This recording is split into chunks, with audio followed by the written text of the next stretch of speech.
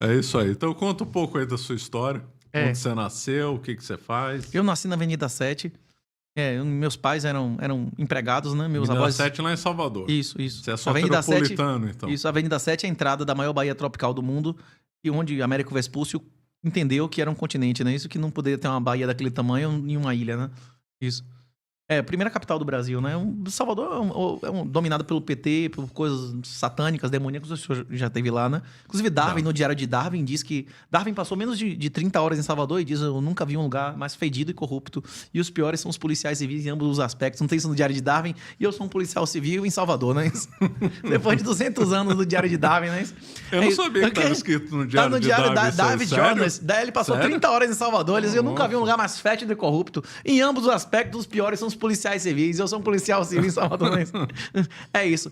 Eu sempre disse o que eu tô dizendo agora. O meu livro tem 6 anos. O livro, em 2018, dizia Bolsonaro, feminista, cadela do PT, mas a maioria das pessoas não estava disposta a ouvir isso em 2019, né?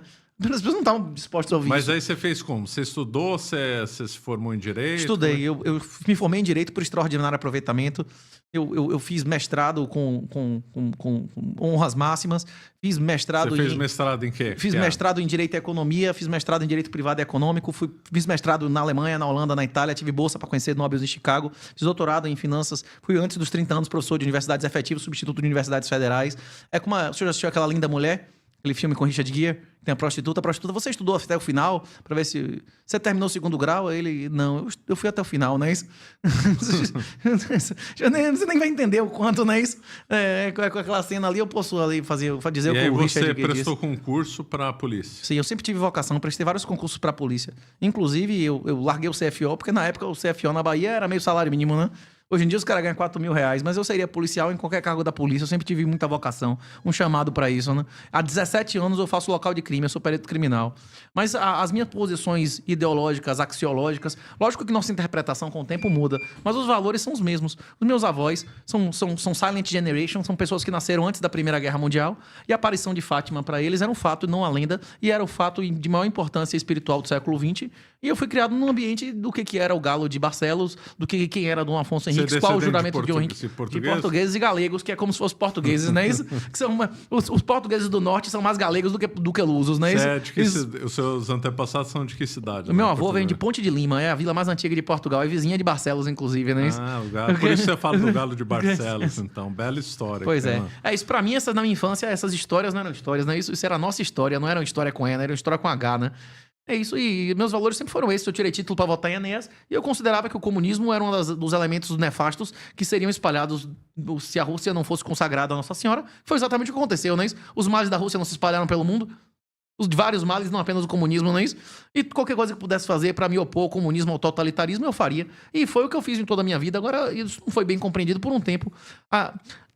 Não tem aquela ideia do romântico lá, que nada tem mais poder do que uma ideia quando chega a sua hora. Eu sou o cara que dizia isso há 20 anos. Eu apoiava Enéas quando eu tinha 16 anos. Eu larguei meu emprego para defender o não no desarmamento. Né? Eu sempre apoiei essas coisas. Eu tirei meu CAC pro Bolsonaro. Eu digo, não, eu tirei meu CAC com 21 anos. Meu CAC era estadual, não é isso? Eu me cadastrei como caçador de subsistência para poder andar com arma com 21 anos, não é isso? Mas você não pode andar como agora com policial. Mas eu não mas naquela época era caçador de subsistência para poder andar com a 12, não é isso? Não, eu quero viver, eu vivo disso. Eu vivo disso. É verdade, caçador de subsistência. Tem ainda isso? Essa classificação não tem mais, agora né? não, acabou isso.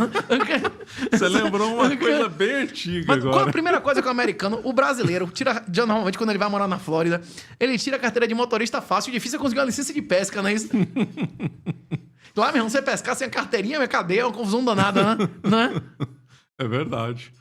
Mudou, né? Mudou muito lá. Antigamente era tudo livre, pesca, caça. Desculpe lhe interromper, mas o senhor assistiu minha conversa lá com o Monark? Monark não, com o Igor, que era sócio de Monark? Assisti alguns trechos. Rapaz, o cara dizendo que Jesus e evangelização era uma merda, que aqueles povos estavam melhor sem Jesus. Chegou numa blasfêmia já. Né? Rapaz, a minha vontade aquela hora era dizer, bicho, como é que você acha que indonésio e japonês trata maconheiro? Mas eu não podia dizer isso dessa maneira que ele tava recebendo na casa dele, né? Isso ou não? Tive que falar de uma maneira mais educada, Mas o que ele falou foi muito grosseiro, ainda mais. Não, ele chamou o fundador de nossa civilização de charlatão, os cristãos de otários e Jesus de merda, não é isso?